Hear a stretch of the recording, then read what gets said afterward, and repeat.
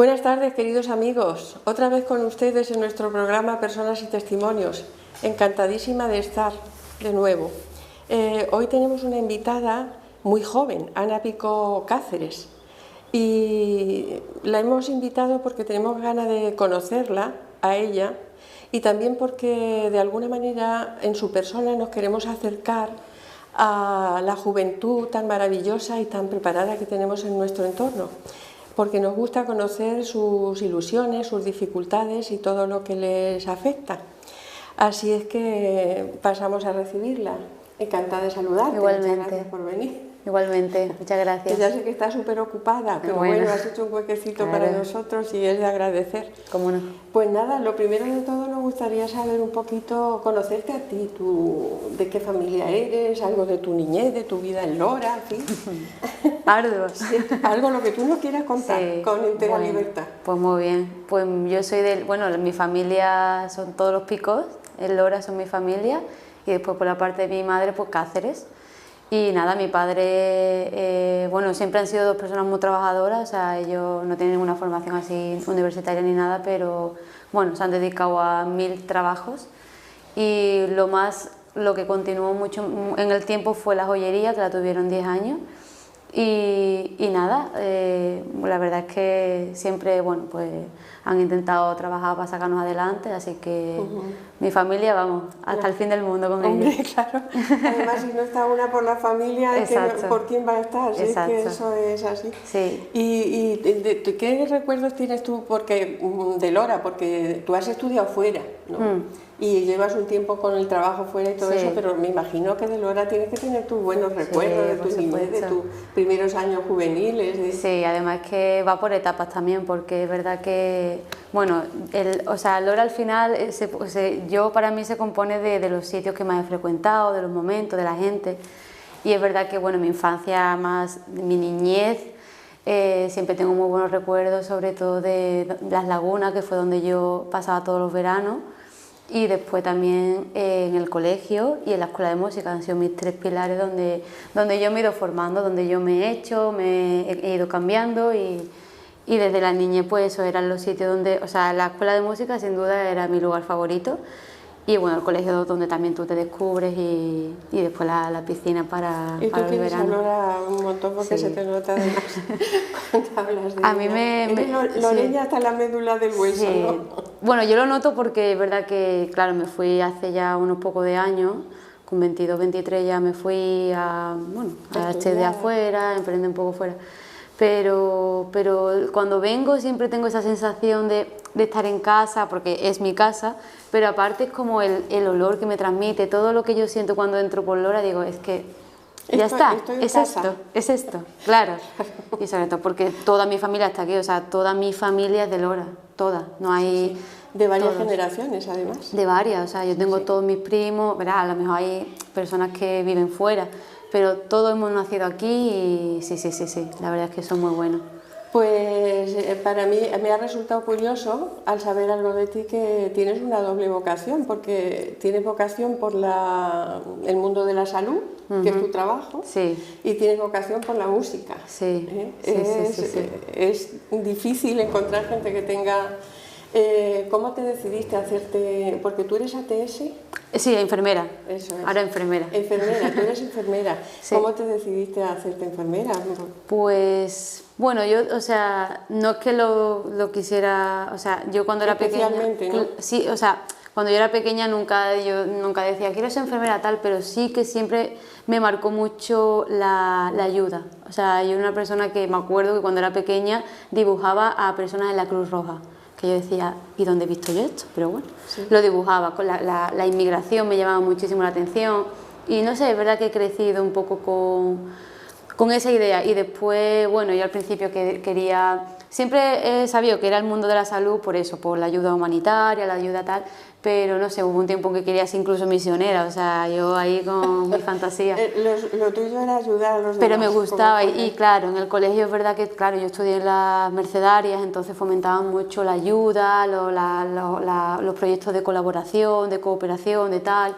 Entonces yo siempre lo tenía yo ahí en la mente y después había otra rama que me gustaba mucho de la salud que era la mente, todo lo que tuviera que ver con eso.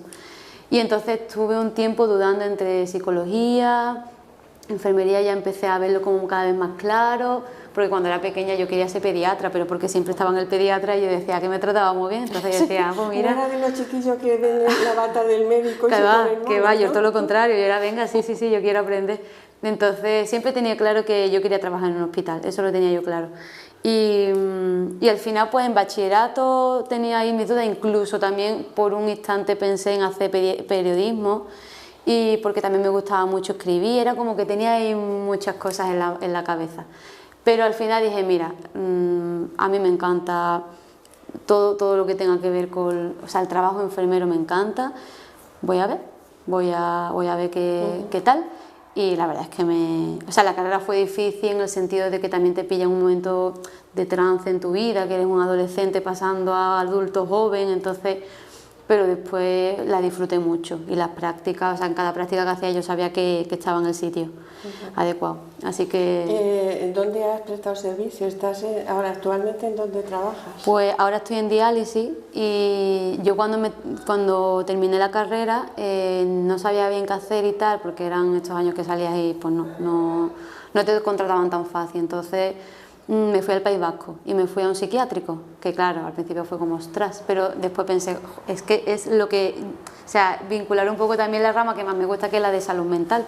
Entonces me fui allí a ver qué tal y estuve súper bien, o sea, para mí fue una experiencia... ¿No fue chocante para ti la sociedad vasca, que es muy distinta de la andaluza? Pues claro, o sea, yo es verdad que prejuicio conmigo no vamos, o sea, no me gusta, es como que no, hasta que no lo conozco no me gusta. Pero somos distintos. Sí, somos muy distintos y lo somos, o sea, es una realidad que el carácter y la forma, pero la verdad es que para mí fueron gente maravillosa, o sea, conmigo se portaron como, es que no me faltó de nada. ¿Y estuviste mucho allí? Estuve 4 meses y después volví en Semana Santa, estuve otro mes más, o sea, estuve lo que fueron me contrataron 4 meses para el periodo de vacaciones. Entonces me acogieron súper bien y bueno, pues cada uno con nuestro... Yo era la sevillana allí, me decían la sevillana, pero me enseñaron mucho, o sea, en cuanto a técnicas, sabe, también lleva a los pacientes psiquiátricos que son bastante... Bueno, hay que conocerlo, hay que también adentrarse y demás, entonces aprendí mucho, o sea, para mí mi primera experiencia fue muy clave, porque también es verdad que si tú acabas la carrera y no trabajas, es como cuando te saca el carnet de conducir, que empiezas a ver cada vez la cima más lejos y le coges miedo, entonces era, venga, me voy a adentrar en lo que sea y a ver qué pasa, y muy bien, la verdad es que me gustó. Y luego has trabajado por aquí en Sevilla, ¿no? Claro, y después me volví a Sevilla y no encontraba nada, porque es que era, pues ya te digo, antes de la pandemia era muy difícil. Y pensé en irme a Irlanda, o sea, yo tenía como objetivo irme fuera de España. Y bueno, o sea, yo quería trabajar, lo que tenía claro. Y entré a formarme en diálisis, entonces me fui al centro que está en Sevilla Este y allí me acogieron también igualmente súper bien, o sea, desde primera hora, me enseñaron muchísimo y me encantó. O sea, me dieron una formación para la especialización de diálisis y me encantó. Y ahí llevo 3 años. Pues ahí llevo 3 años. Que siga por mucho tiempo, ¿no? A ver, sí. ¿Y ese mundo facilita las relaciones humanas? ¿Cómo lo vives tú, el mundo de la salud? Con las el lugar relaciones de trabajo pues sí. Y el trato con los enfermos y todo eso. Es que al final es verdad que casualmente, bueno, yo en la carrera siempre he tenido claro que yo soy de pacientes crónicos. O sea, al final si tienes que trabajar en una urgencia, trabaja. Pero donde yo me siento más mejor conmigo misma es con pacientes crónicos, porque yo me desenvuelvo mejor, como más mi hábitat. Entonces, casualmente, tanto psiquiatría como diálisis son pacientes muy crónicos. Y claro, al final, la diferencia porque ellos están conectados a una máquina, la diferencia entre que estás dializando una máquina y una persona es ese acercamiento humanitario, ese hacerle la diálisis lo más amena posible, el buscar que no le duela, ponerte ya quisquillosa en el sentido de la persona. No solamente en el plano profesional, sino en el humano también. Totalmente, ¿verdad? Totalmente. Tienen que ir muy unidos esos modos de proceder. Claro, al final la máquina hay que saberla manejar, por supuesto, y solventarla, pero yo trabajo con la persona, o sea, la máquina es su acompañante, ¿no? El que hace la función del riñón, pero bueno, eso está ahí, yo la solvento, pero después también tienes que ver que el paciente esté bien ahí, entonces y que se sienta acogido, se sienta aceptado y se sienta... Total, y sí, porque muchas veces llegan de primeras y es verdad que un sitio nuevo, no conocen a nadie, el miedo, mucho miedo, y entonces esa relación de confianza que se crea allí dentro es lo que hace que ellos también la toleren mejor, que tengan menos estrés y es verdad que la toleren. Ahora hemos vivido y todavía estamos viviendo una etapa muy dura con el tema del COVID-19. ¿Tú eso cómo lo has vivido en el hospital? ¿Cómo te ha ido? Sí, eso la verdad es que ha sido un cambio, un punto de inflexión absoluto. Al principio, bueno, me acuerdo que aquel marzo, era una incertidumbre, que no sabíamos por dónde iban las cosas, que de repente cada vez más contagios, las medidas y tal, y de repente llegó el confinamiento y recuerdo que una serie, o sea, dos auxiliares y yo empezamos así con síntomas parecidos y tal, pero tampoco lo teníamos claro, y yo me acuerdo que yo empecé con síntomas y me autoconfiné, o sea, yo no sabía, yo tosía, me quedé sin voz, tenía fiebre, y yo dije, malo. Entonces me autoconfiné y bueno, ya ahí usábamos FFP2, ya fue como, vale, esto está aquí.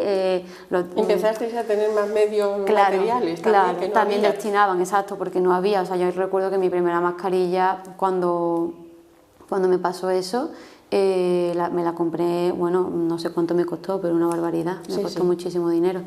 Y al final, bueno... No la daban en el hospital. No daban, y había una cola, o sea, yo me acuerdo que llamé para eso, para que me hicieran una PCR, bueno, en fin, para ver, y hasta 2 meses, o sea, había una cola increíble, y era el confinamiento preventivo, lo que se hacía con los sanitarios. Bueno, si tú crees que tienes síntomas, pues... Y después ya vendría lo demás, pero no había nada.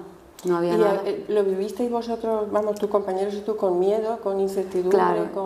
Sí, eso fue al principio, ya empezaron a proveernos de material, que me acuerdo que era contadísimo, o sea, lo mínimo, lo básico para poder salir adelante, pero contadísimo, porque es que no había nada. Entonces, claro, esa angustia la teníamos todos y nos dábamos un paso en falso, y siempre, bueno, con los EPI.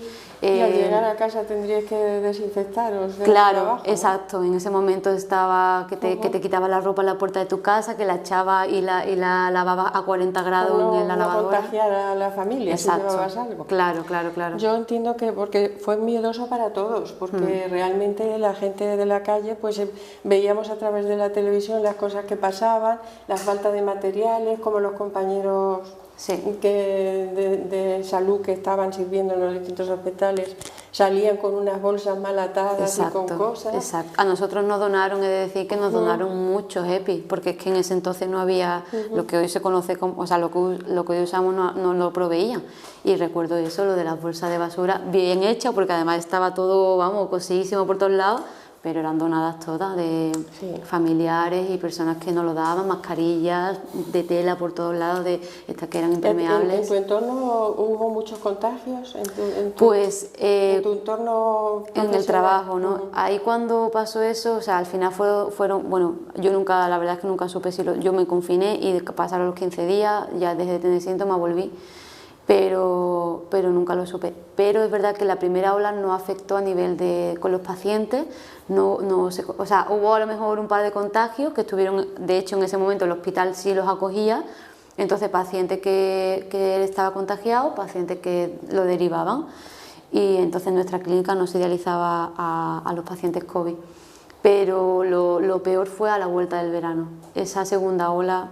Esa fue terrible. Cuando todavía no había vacunas ni había nada. No había nada, eso justo hace un año. Y estaba en todo lo alto el índice de contagios. Exacto, ahí fue donde nos dimos cuenta de que esto venía pisando fuerte a nivel de gravedad también, porque es verdad que nuestros pacientes son inmunodeprimidos, o sea, todos, o sea, están inmunodeprimidos y son pacientes de riesgo, entonces ellos mismos tampoco estaban vacunados y, no había vacuna en ese momento.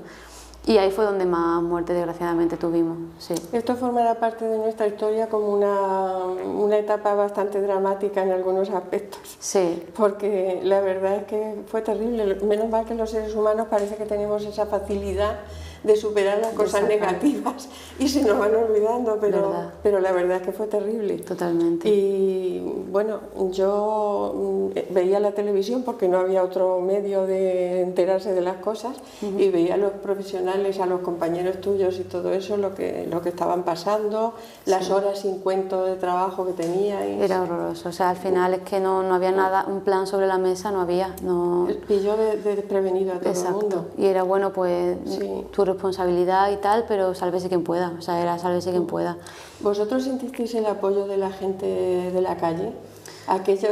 No sé si aquel signo digamos, la simbología del aplauso. Del aplauso, no sé si eso llegó a ser algo confortable o quedó en lo anecdótico. Bueno, yo creo que fue también un poco, no sé cómo definirlo, o sea, claro que te sentías acogido, arropado. Claro, te sentías arropado, pero a la vez también, al final son todos porcentajes por eso no me gustan las generalidades. Es verdad que agradecía muchísimo que la gente se acordara y a las 8 de la tarde todo el mundo salía a aplaudir porque estaban los sanitarios, pero seguía todo igual. Al final es verdad que cada vez había más trabajo y había también otro porcentaje que contribuía a que los contagios fueran increciendo. Entonces era esa ambivalencia entre la sociedad nos apoya, pero también sociedad somos todos y es muy complicado.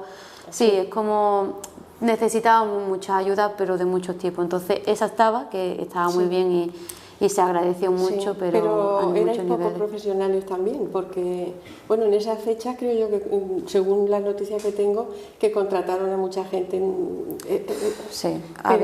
Incluso algunos que se ofrecieron, que estaban ya fuera de servicio por la edad, por lo que fuera, y se ofrecieron gratuitamente para... Exacto.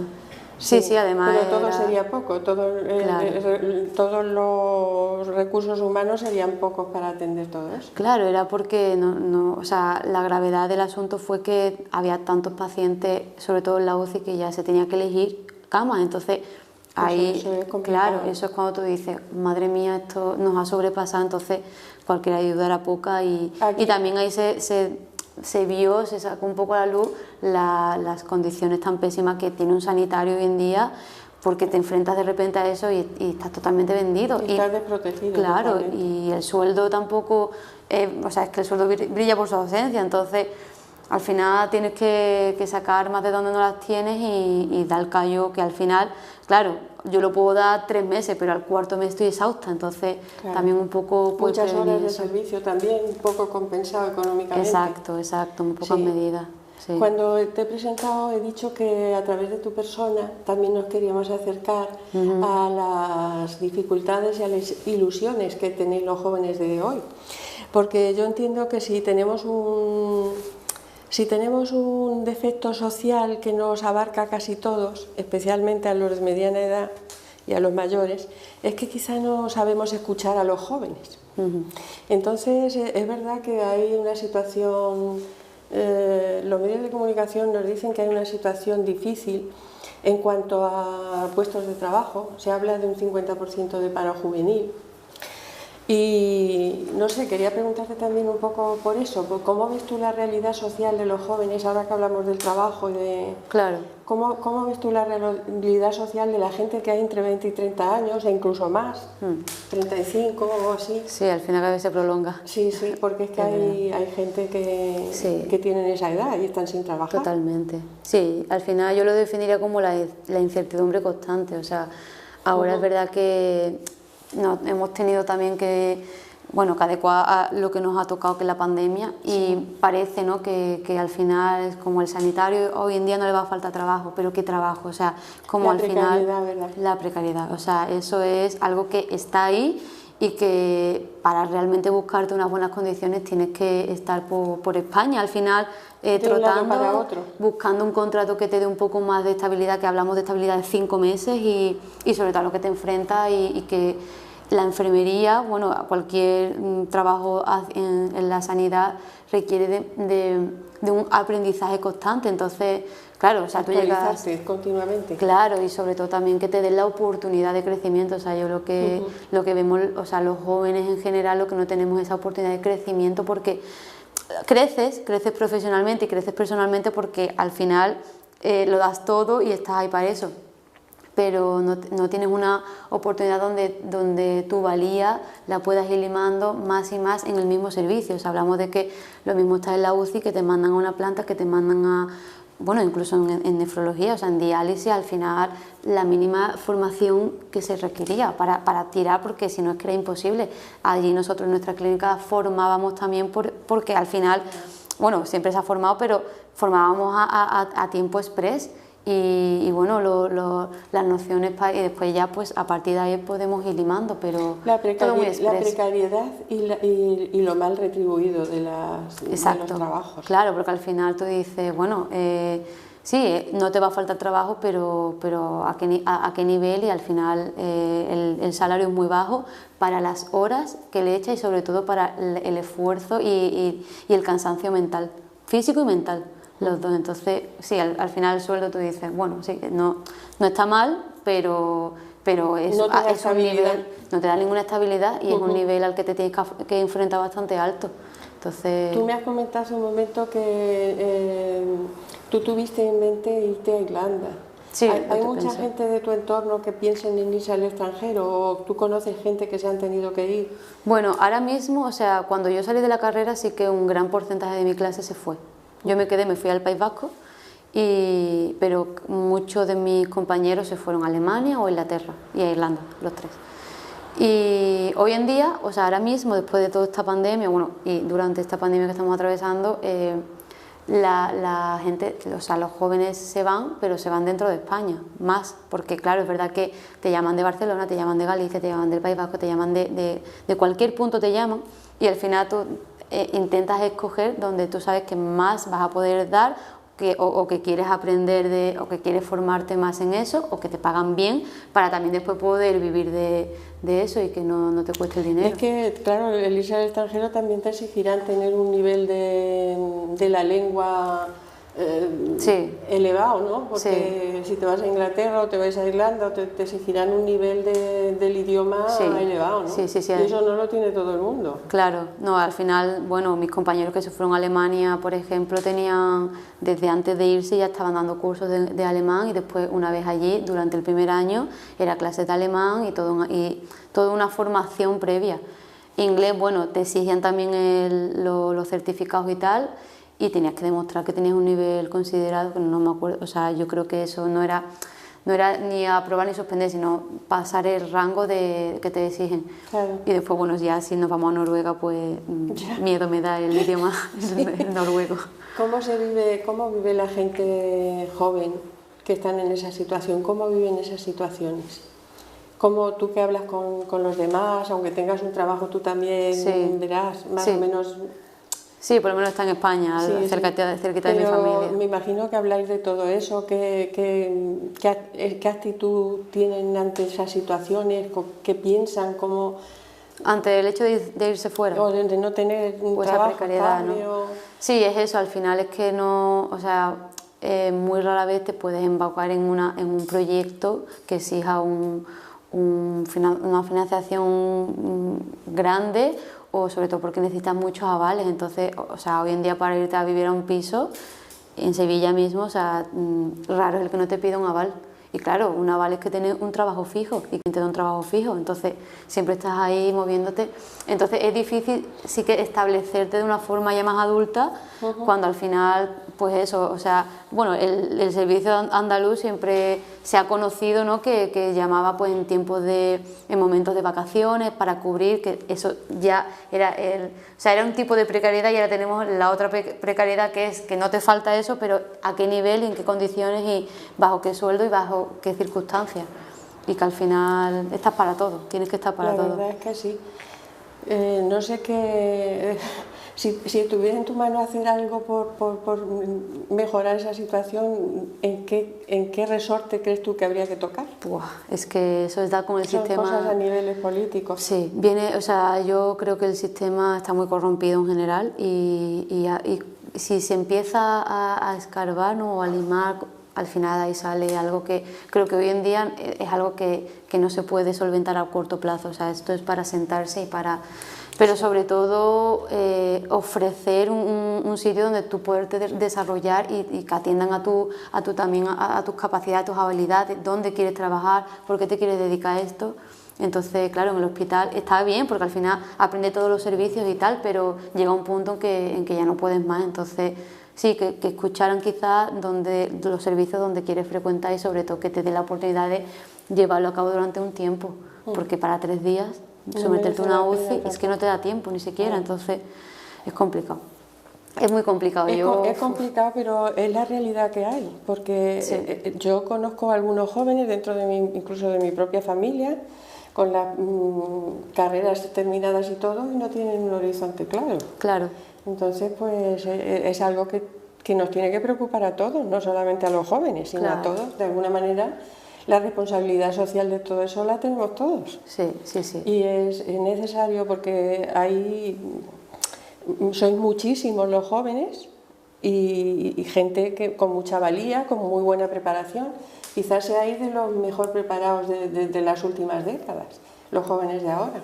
A nivel general. Profesional, sí, totalmente. Sí, al final, claro, es verdad que cada vez pues todo te exige más, o sea, empezando porque te exigen un nivel de inglés que antes no, y es verdad que... La competencia es mucho mayor para cualquier cosa que te presente. Claro, y también ahora la realidad es que quien no tiene una carrera universitaria o algo similar, o sea, al final... Tú tienes una carrera Tienes una cualificación, pero no hay una respuesta. Claro. Claro, es como que no se ve la oferta y la demanda. Al final, bueno, salen un X porcentaje de universitarios y ni siquiera el sistema sabe dónde va a ubicarlos a todos. Entonces, por lo menos tener previsto un poco, o sobre todo ir dando incentivos también y ayuda para que los jóvenes se puedan ir colocando, para becas, en fin, donde él se pueda... Pues eso dicho queda, ¿eh? Sí, ojalá. Dicho que el joven se pueda ir desarrollando. La verdad es que nos preocupa a todos. Claro, y la desmotivación, a mí me preocupa también mucho la desmotivación en general y que se transmite, porque al final todos pasamos por épocas, pero la desmotivación es una cosa peligrosa. Que hacer vuestra vida y lo que tú dices, hay que pagar un alquiler, hay que pagar... Claro, y te ves que al final, bueno, pues vives a trancas y barrancas y pensando, si es que... ahorrar cuesta muchísimo cuando realmente, o sea, a no ser que tenga un trabajo fijo y después, bueno, que un trabajo fijo hoy en día quizás te lo da una empresa privada, que también tienes que lidiar con las condiciones que vayan sucediendo. Claro. Entonces, sí, es complicado, es complicado. Bueno, hablemos de cosas más agradables. Bueno, dicho, también tengo que decir que a pesar de todo me encanta mi profesión y sí, al final... Si fuera solo por eso, pues hoy día no ejerce. A ti te compensa a nivel humano, claro, sí, el trabajo que tienes. Claro, al final es una vocación. Exacto. Yo hablaba de vocación al principio. Exacto. Y es una vocación y lo haces porque te gusta, porque es un servicio público, porque estás haciendo un bien a los demás. Sí. Y porque también creo que, bueno, nunca se me va la esperanza de que poco a poco, pero cambie, pero vaya limando y sobre todo se vea que la sanidad es algo primordial, que no se está invirtiendo o no se ha invertido cuando se tuvo que hacerlo y ahora estamos pagando las consecuencias. Entonces, eso está aquí y es un problema de fondo serio. Exacto. Entonces, bueno, mientras haya vocación es verdad que yo me sentiré bastante realizada a pesar de vivir con esas incertidumbres. Pues qué bien tener profesionales como tú. Bueno, con esa motivación gracias. Y esa madurez. Muchas gracias. La verdad es que me congratulo de que haya gente como tú. Pues nada, la otra vocación a la que yo me refería es la musical. Sí. Que ¿cómo se casa una cosa con la otra? Pues ¿Cuándo fíjate. Empezaste tú a sentir afición por la música? Pues con la música, bueno, siempre me ha encantado, mi hermana ha sido desde pequeñísima, pero es verdad que a nivel así más profesional fue a partir de los 10 años que me enamoré del piano. Se lo escuché a mi prima tocarlo por primera vez y fue como que ya no pude desligarme. Y empecé a tomar clases de piano y y pensé que ya yo no podía vivir sin eso, entonces ahí fue donde empezó mi camino hacia hoy día, pero fue con 10 años. ¿En plan de profesional tú no has actuado en sitios o sí? Pues bueno, también claro, la música es complejo porque yo empecé con el piano eso, a los 10 años y hice los 4 años de elemental y en segundo de la ESO, que tenía yo ya los 4 años hechos, ahí lo siguiente, o sea, si querías seguir avanzando era irte a Sevilla a un conservatorio. Yo no me veía, o sea, sería a lo mejor por mi forma de ser en ese momento, mi timidez, lo que fuera, o el miedo, no se lo veía demasiado grande, entonces no lo hice, pero seguí dando clases en Lora, en la escuela de música, que ya te digo que fue mi segunda casa, y seguí dando clases hasta por lo menos segundo de bachillerato o primero de bachillerato, nivel que o sea, el nivel que me iban a dar en el conservatorio, pero me lo daban ahí, entonces caña me metía a toda la del mundo para al final que no tener un papel que te lo acredite, pero bueno, yo lo hice porque también es verdad que pensaba, no sé si después tenía sentido o no, nunca, pero pensaba que si o sea, me exigía a un nivel tan alto, llevando también los estudios académicos del colegio por otro lado, al final iba a acabar aborreciendo el piano, entonces me daba miedo no quererlo. Y claro, yo componía mucho, o sea, el piano... ¿Compones y todo? Compongo, pero empecé desde pequeña, o sea, yo creo, o sea, aprendí todo un poco así a la vez, era como que me estudiaba la partitura que tocaba, porque así pues, tenías que enseñarlo en la clase, pero después ya hacía yo mis letras, mis composiciones y tal. Entonces para mí es que era un juego, o sea, yo tocaba el piano y aparte de lo académico, para mí era un mundo por explorar, o sea, era maravilloso, entonces no quería desligarme de eso nunca y claro, me dio miedo el hecho de que si me metía esa caña pues quizás todo iba a ser tan académico que la creatividad se me iba a ir y lo que no quería era que se me fuera.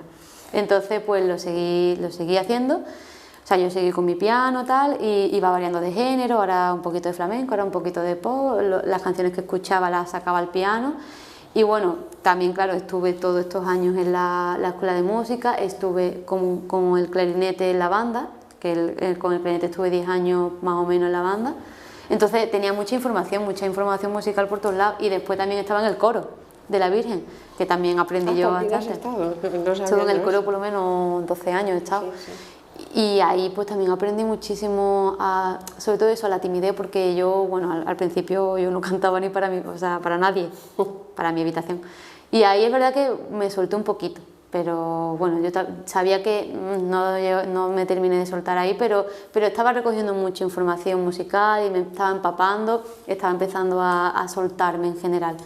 Pero bueno, ya al final lo hacía de forma también social, me gustaba coger la guitarra, que también por ese entonces me dio por aprenderla porque me gustaba y la tocaba a lo mejor en un encuentro con amigos o donde fuera y yo me la llevaba, entonces siempre ha estado muy ligado. Y después ya pues sí que empecé con el piano, bueno, empecé con los Taleguillas a tocar, ¿Sí? Empecé con ellos porque estaban haciendo la grabación de un disco suyo. Y yo, claro, éramos amigos del que tenía la tienda de música porque la frecuentaba mucho. Y entonces pues él me recomendó y tal, y fui con ellos, toqué un tema que era el Corazón Espinado de Maná. Y entonces, pues desde entonces me quedé con ellos, o sea, no sé, fue algo también muy, muy especial. Y ahí fue donde más también aprendí, sobre todo a nivel grupal con el piano, porque todo lo anterior había sido yo en mi habitación con mi equipo de grabación cutre de ese momento, que no había mucho invertido, entonces, bueno, siempre me ha gustado, pero es verdad que a ese nivel ya lo llevamos de cara al público y ahí fue donde más me desarrollé. Y después las bodas, en las bodas sí que he tocado con amigas músicos y tal, amigos también músicos, y he tocado en bodas. Entonces, es importante para ti la música, por lo que veo, sí. ¿no? ¿Te compensa de alguna manera el esfuerzo y el desgaste claro. que puedes tener profesionalmente por la otra tarea? He tenido altibajos, o sea, es verdad que yo lo que tenía claro era que me encantaba el mundo de la ayuda humanitaria, me encantaba todo ese mundo de la salud, de la enfermería, me encanta mi trabajo y me encanta la música, entonces o sea, yo cuando empecé a tocar el piano yo sentía que se me iban los problemas, o sea, ahí no había problemas, y si los tenía, los canalizaba de tal manera que cuando acababa yo ya estaba en paz. Entonces, como que yo siempre he querido llevar eso, o sea, intentar profesionalizar eso, de una manera que o sea, era como que yo tenía la información o mi verdad, que era que la música curaba, y porque a mí me lo hacía, entonces yo pensaba que al final sí que hay una forma terapéutica en la música. Y entonces con 20 y tantos años pues tuve en la cabeza, o sea, empecé a pensar, ¿no? Eso, la forma, porque para que mereciera la pena todo ese esfuerzo que al final me pasaba en la carrera, que estaba estudiando enfermería y estaba pensando que tenía que estudiar para el conservatorio porque fui por el clarinete, y estaba estudiando clarinete para el conservatorio y pensaba que tenía que estudiar enfermería, entonces era como, madre mía, o sea, difícil separar. Y de repente llegó a mi vida la musicoterapia. Entonces, bueno, pues ahora, o sea, lo empecé el año pasado, estuve ahorrando unos cuantos de años porque era un máster bastante denso, y siempre pensé que yo tenía que irme por esa vía donde la música y la salud se confluyen. Te he visto en Facebook en unas grabaciones en el hospital, tocando para los enfermos. Eso a ellos les...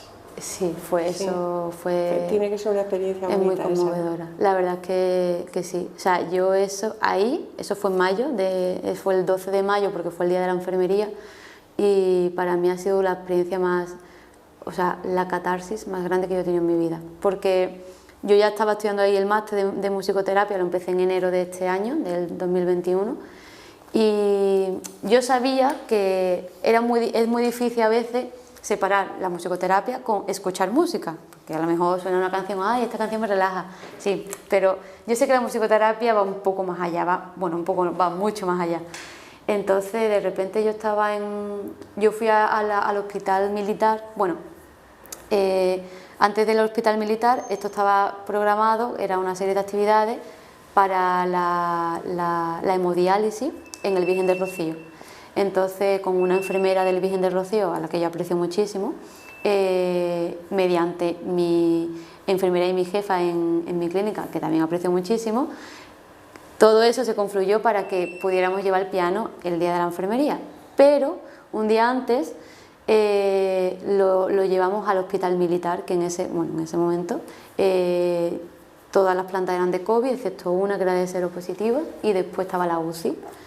Entonces, claro, yo me preparé una serie de canciones que la temática eran todas por la vida, por el valor, por estar a tu lado, o sea, temática intensa, de ayuda, de salir adelante. Entonces me las preparé, y después otra serie de piezas que eran instrumentales. Claro, yo estoy acostumbrada a tocar en mi clínica porque yo en diálisis lo que también siempre me cautivó es que yo, como eran pacientes crónicos, los conocía tanto, yo llevaba mi música allí y era súper bienvenida, y entonces he tocado mucho, o sea, he tocado en Semana Santa, he tocado en la feria, he tocado en Navidad, siempre tocaba así como temático. Y yo estaba acostumbrada a hacerlo, y yo pensaba que iba a ser pues uno más de eso. Pero claro, nos pilla encima en la pandemia, celebrando el valor de la enfermería con todo lo que nos estaba cayendo encima, y era como una carga ahí fuerte emocional. Y me acuerdo que estaba yo tocando en las plantas de COVID, claro, todos los pacientes, pues los pobres, pues tenían que estar dentro de la habitación. Y no sé, también el saber que eran mis compañeros los que estaban fuera escuchándome. A ellos. Claro, o sea, la acogida fue espectacular, o sea, a nivel de, o sea, cada persona que trabajaba allí, cada persona que componía, a nivel de dirección, de coordinación, todo el mundo allí fue fantástico. Y no sé, fue como que de repente yo viajé y yo estaba tocando y se me puso un nudo y lo recuerdo como algo, o sea, un shock, como bonito, pero algo intenso. Algo muy intenso, sí, totalmente. Después veía mucha gente llorando, y después sí que a los seropositivos los sacaron al pasillo, ya no tenían COVID, entonces me pudieron escuchar, y después pues los estuve abrazando, los estuve escuchando y tal, y Es que, o sea, lo recuerdo y no sé. Haya sido la confluencia total del mundo de la salud con el mundo de la música. Exacto, exacto. Esa fue mi catarsis, que yo dije, vale, entonces cuando yo me fui de ahí, bueno, después hicimos un acto donde leímos una serie de cosas sobre la enfermería y tal, y después toqué el piano, o sea, volví a cantar las canciones ya a nivel solo de profesionales, de enfermeras, médicos, auxiliares, bueno, cada persona que trabajaba en el hospital. Y es verdad que yo lo recuerdo como algo muy, muy especial y a la vez tampoco, pues, en ese momento no lo estaba tramitando bien, o sea, dentro de mi cuerpo. Mis emociones no estaban siendo tratadas, era como no sé dónde ponerlas. Y ya llegó la UCI y en la UCI ya fue como la descomposición de todo eso. O sea, yo me acuerdo que me venían las enfermeras a decirme, ay, pues tal máquina está pitando porque el paciente, porque estaban todos intubados, y excepto una mujer que acababa de despertar, o sea, esa persona acababa de despertar, entonces me pudo escuchar, fue la única que estaba en ese momento activamente escuchando, pero sí que es verdad que pasivamente se palpaba que eso estaba ahí, escuchándose por todos.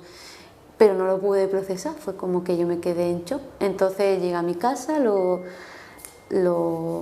procesé y después, gracias a mis profesores de musicoterapia, pues me ayudaron muchísimo a entenderlo, y ahí me di cuenta que la musicoterapia empieza cuando despiertas esa emoción y ahí es donde tienes que actuar. O sea, yo me había ido de ese hospital con todos los sentimientos en la mesa, pero yo no sabía ni manejar los míos ni los del otro. Entonces pensé, claro, es que aquí empieza la musicoterapia, cuando yo te expongo ese sentimiento a través de la música y de toda la carga emocional, ¿y ahora qué hago?